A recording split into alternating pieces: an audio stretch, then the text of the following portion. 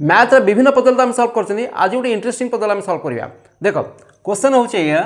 जे 3 जन सांग A B C गोटे होटेल को गले खायापी एवं से बिल है 30 टंका होटेल मालिक कहले ना आज ऑफर अच्छी आज आम 25 टंका नबू मिल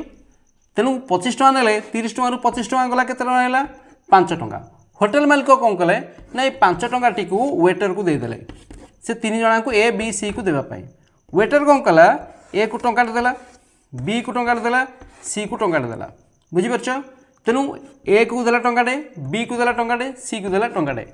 बाकी रखीदेला निज पाखे 2 टंका तेल बर्तमान ए केते टंका पाइला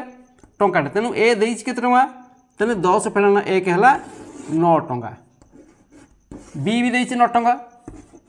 सी भी देइछ 9 टंका बर्तमान तेणु समुदाय केते टंका देले 9 गुणन 3 27 टंका